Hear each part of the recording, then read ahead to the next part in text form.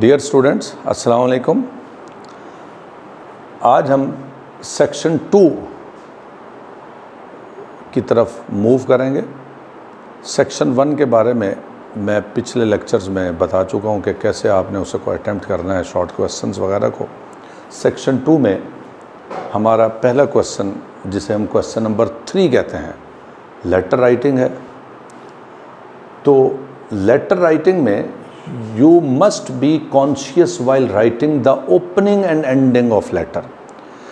इस letter writing के question में लेटर और एप्लीकेशन के दरमियान चॉइस होती है। तो मैं हमेशा कहता हूं कि जो ब्रिलियंट बच्चे होते हैं, जिन्होंने मेरिट लेना होता है, they must go for letter writing because you may show your knowledge, you may show your language skill in letter writing rather than application. Application एक लिमिटेड से उसका स्कोप होता है, आपने टू द पॉइंट बात करनी होती है। तो इसलिए क्योंकि एक ब्रिलियंट बच्चे ने मैक्सिमम मार्क्स गेन करने होते हैं, इसलिए उसे लेटर राइटिंग की तरफ जानी चाहिए। और आजकल तो देखें, हमारा स्मार्ट सिलेबस है, आपके स्मार्ट सिलेबस में 12 लेटर्स हैं। तो 12 लेटर्स आप याद करें, उनमें से एक लेटर आएगा। You must be sure about this. वो आप लेटर लिखें, उसमें you must be conscious while writing the opening and ending of letter. कैसे? देखें, आंसर नंबर 3 आप हेडिंग देंगे मार्कर से, फिर आप लिख दें letter to father for increase in monthly allowance, ये भी मार्कर से हेडिंग दे दें। फिर लेफ्ट साइड पर आप लिखें examination hall, E capital, hall का एच कैपिटल, कॉमा लगाएंगे, city ABC, don't put comma after city. Date लिखने का सबसे आसान तरीका यह है कि आप सबसे पहले मंथ का नाम लिखें, मई, फिर डेट लिखें 15, फिर कॉमा लगाएं, फिर 20, 21 और फुल स्टॉप। तो ऐसे कर, उसके बाद डियर फादर, कॉमा लगाएंगे।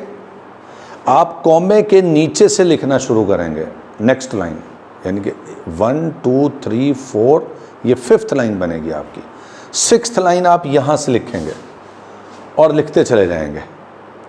उसके बाद आप, जब आपका लेटर मुकम्मल हो जाएगा, आपने अगर ये लेफ़्ट साइड पर लिखा है एग्जामिनेशन हॉल सिटी ABC, तो आपने यूअर्स लविंगली लेफ़्ट साइड पर ही लिखना है। अगर आप इसको राइट साइड पर लिखना चाहते हैं, पेज के राइट साइड पर, तो आप राइट साइड पर लिखें, और यूअर्स लविंगली भी फिर क्या आएगा, राइट साइड पर आएगा।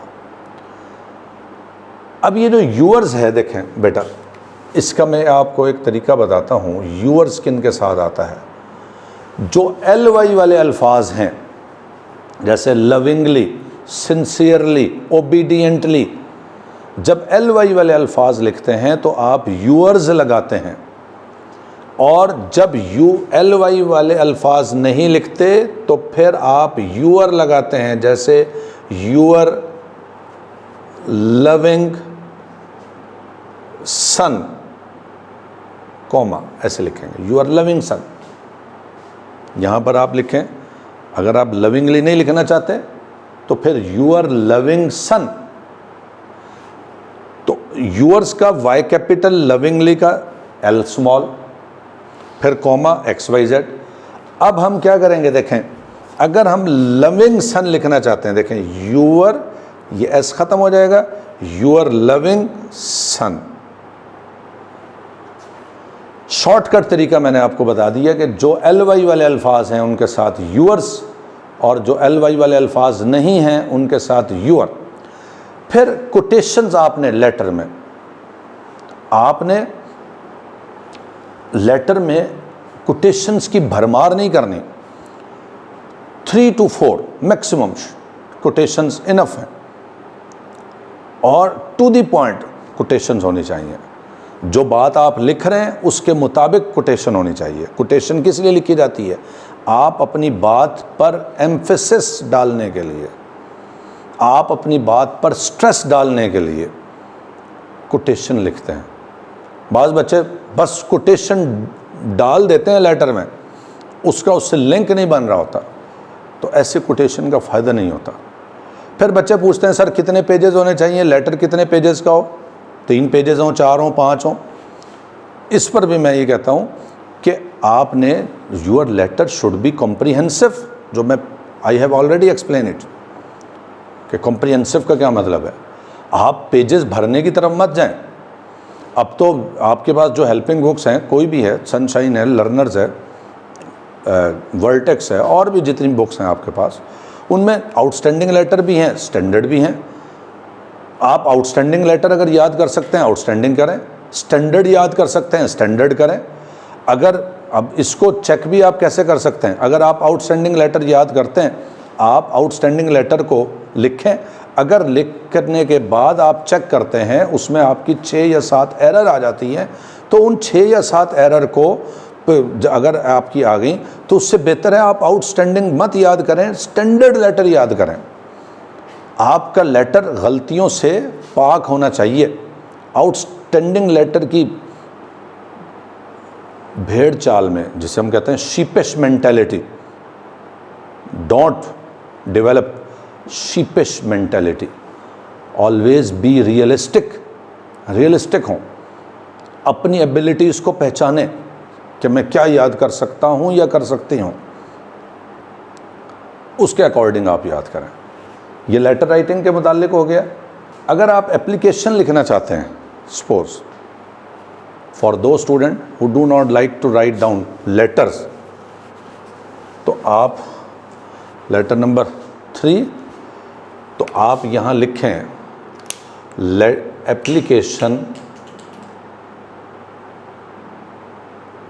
Application for remission of fine. आप लिखें द प्रिंसिपल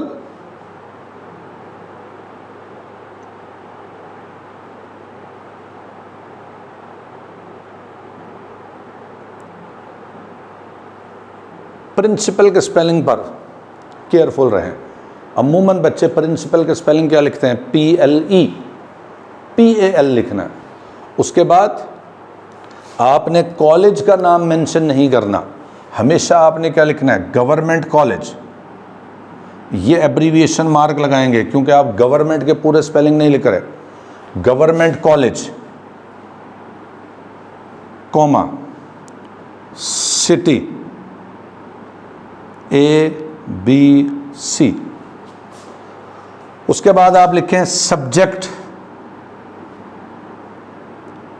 सब्जेक्ट का मतलब यह है कि आपने जो एप्लीकेशन लिखनी है, आप यहां लिखें एप्लीकेशन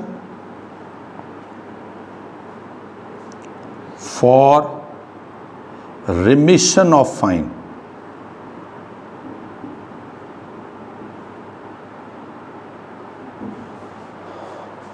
ये फाइन इस साइड पे लिखें। फिर आप लिखें सर, कॉमा, आप इसके नीचे से लिखना शुरू करें। फिर नेक्स्ट लाइन यहाँ से आप लिखेंगे। आप इस तरह एप्लीकेशन लिखें। एप्लीकेशन लिखने के बाद एंड पर आपने, जब आप एंड पर जाएंगे, एप्लीकेशन क्लोज करेंगे, तो आपने किस साइड पर देखें, आपने देखें प्रिंसिपल वगैरह लिखा, उसके बाद आपने पूरी एप्लीकेशन लिखी।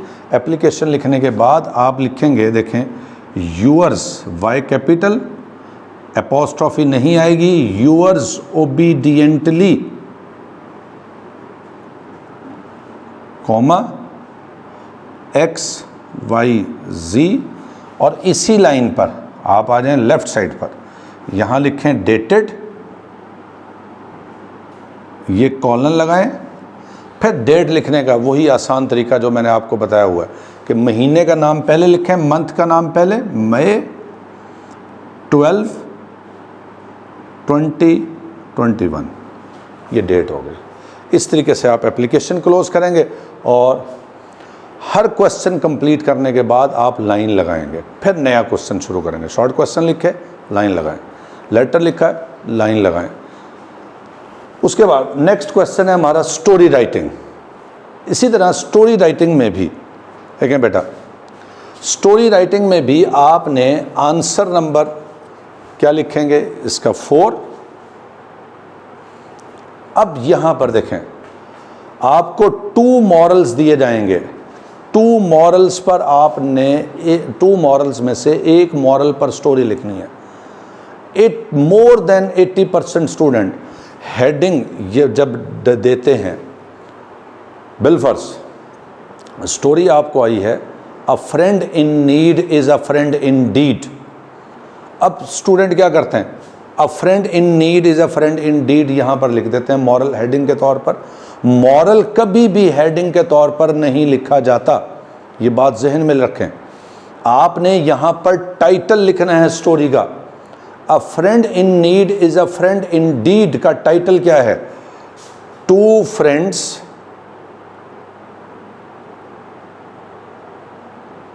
And a bear. आप टाइटल लिखें, इसको अंडरलाइन कर दें।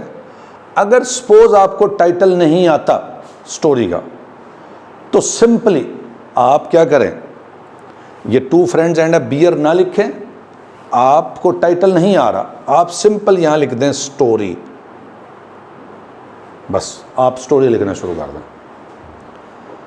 आपको टाइटल की जगह पर मॉरल नहीं लिखना। मैंने लिखा है, देखें, moral should not be written as heading, ये मैंने लिख भी दिया आपके सामने।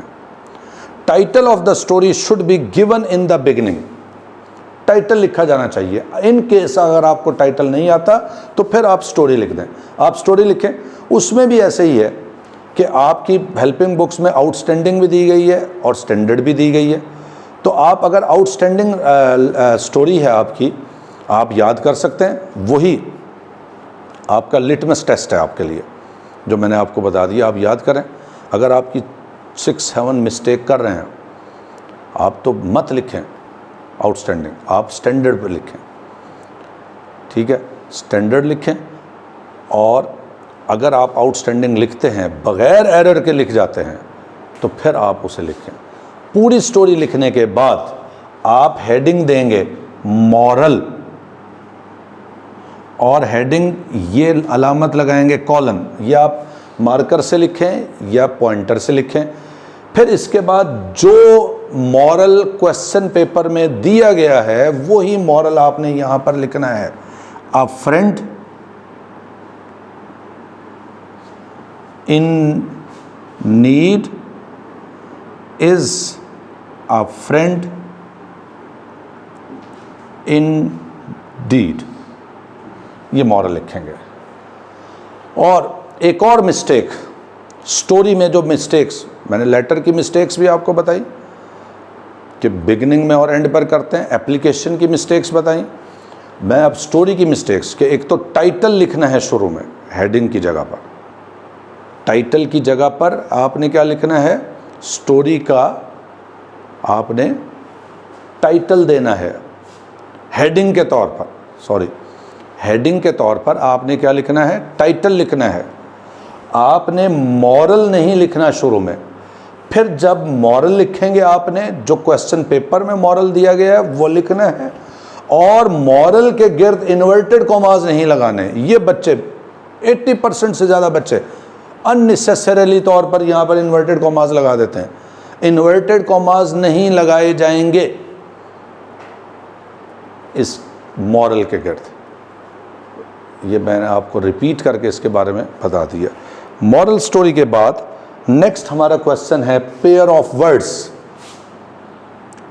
अब इस क्वेश्चन के 3 पार्ट्स होते हैं, pair of words, punctuation and reference to context. 3 parts हैं इसके। आपने ये तीनों पार्ट्स इकट्ठे करने हैं। आपने क्वेश्चन नंबर लिखें, क्वेश्चन नंबर 5 आपने suppose part A, pair of words बनते हैं। आपने pair of words heading they, pair of words. अब आप क्या करें, मार्कर से पेयर लिखें, उसके सामने उसका सेंटेंस, पेयर वर्ड लिखें, उसके सामने उसका सेंटेंस लिखें। या आप ऐसे भी कर सकते हैं, फिलफर्ज एक्सेस लिखते हैं, ये लिखें, अगली लाइन पर सेंटेंस लिख दें, अगली लाइन पर सेंटेंस लिख दें। आप दूसरा एक्सेस लिखें, अंडरलाइन कर दें, ये अलामत लगा दें और अगली लाइन पर सेंटेंस लिख दें। इस तरह आपने 5 पेयर्स लिखने हैं। इसमें भी आपने स्पेलिंग की मिस्टेक का ध्यान रखें, क्योंकि पेयर्स का मतलब ही यही होता है कि स्पेलिंग थोड़ा सा फ़र्क होता है। लेट्स सपोज ब्राइडल है, आप BRIDAL ब्राइडल, आप स्पेलिंग लिख रहे हैं, ठीक है, she looks very beautiful in her bridal dress, लेकिन आप अनकॉन्शियसली तौर पर या केयरलेसली आप ब्राइडल क्या लिख जाते हैं, BRIDLE, पीछे आपने यहाँ ब्राइडल ही लिखा, ठीक है, लेकिन आगे सेंटेंस में आप BRIDLE लिख रहे हैं। तो इस बारे में केयरफुल रहें। ये पेयर्स का क्वेश्चन हो गया। पेयर्स के क्वेश्चन के लिखने के बाद डियर स्टूडेंट्स, और next question is reference, context and explanation. तो उसी तरह हम हेडिंग देंगे answer number 5। Let's suppose it is part B. आप पार्ट बी लिखेंगे, रेफरेंस आप हेडिंग देंगे।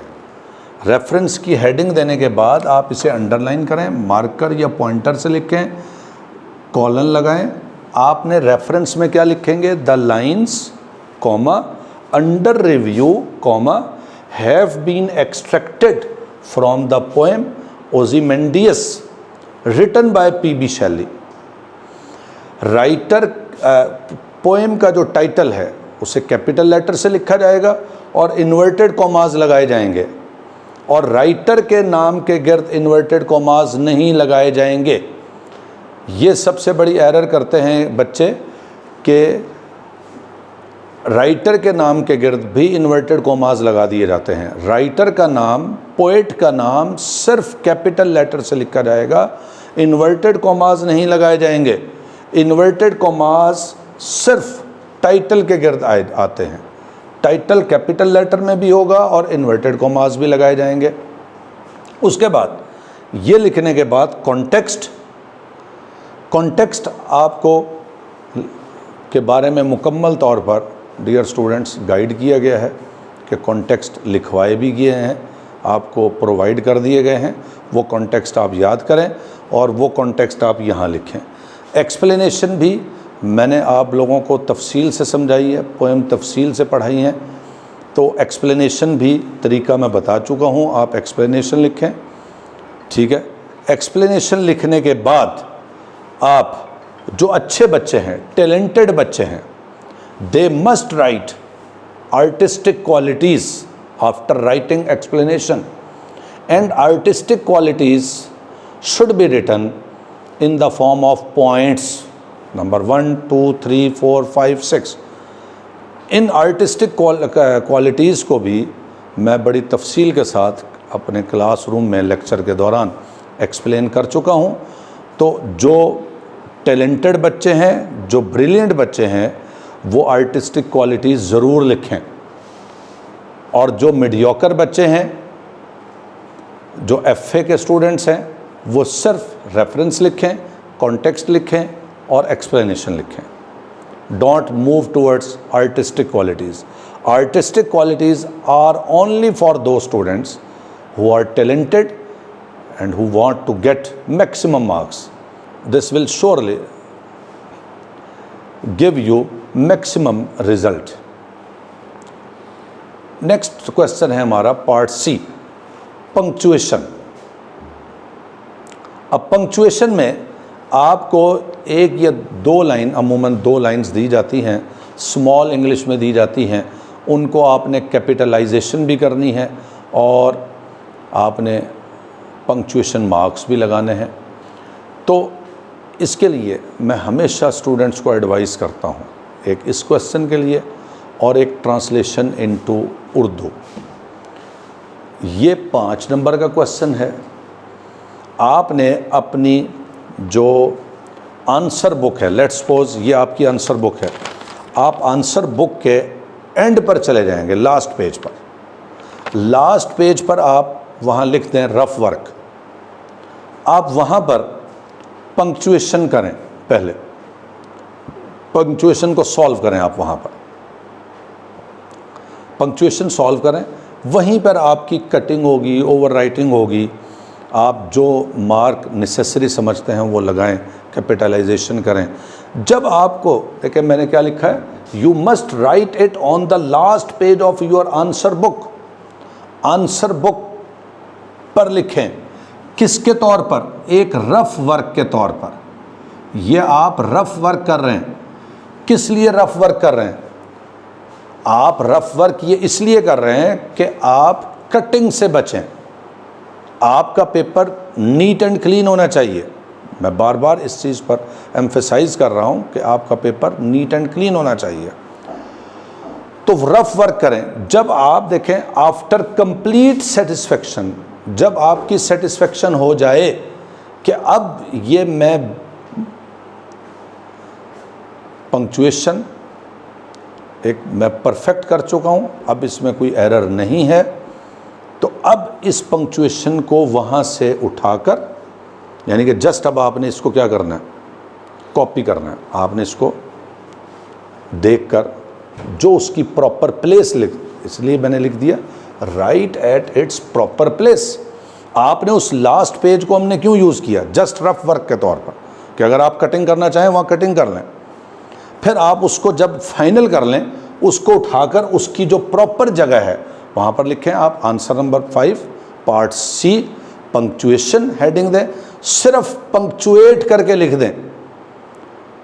जो क्वेश्चन पेपर में 2 या 3 लाइनें लिखी हुई हैं अनपंक्चुएटेड, उनको लिखने की ज़रूरत नहीं है। सिर्फ पंक्चुएट की हुई लाइंस आपने लिखनी है, और वो भी नकल करके। कहाँ से? जो आपने रफ वर्क किया है। इससे क्या होगा? एक तो आप जब इसको नकल करके लिखेंगे, ना आपकी कोई कटिंग होगी, ना ओवर राइटिंग होगी, और हैंड राइटिंग भी खूबसूरत होगी। इस तरह आपने इस क्वेश्चन को अटेम्प्ट करना है, आपने लाइन लगा देनी है। ये क्वेश्चन नंबर जो 5 है, इसके भी 3 पार्ट्स हैं, ए बी सी, यानी कि पेयर्स, रेफरेंस कॉन्टेक्स्ट और पंक्चुएशन। आप इसको तरतीब से भी कर सकते हैं, आगे पीछे भी अपनी मर्जी के मुताबिक कर लें, लेकिन तीनों पार्ट्स को एक ही जगह पर करें। अब लास्ट क्वेश्चन हमारा रह गया है क्वेश्चन नंबर 6, और जिसे हम आप देखें हेडिंग देंगे, मैं यहाँ पर लिखता हूँ, देखें आंसर नंबर हम इरेज कर लेते हैं।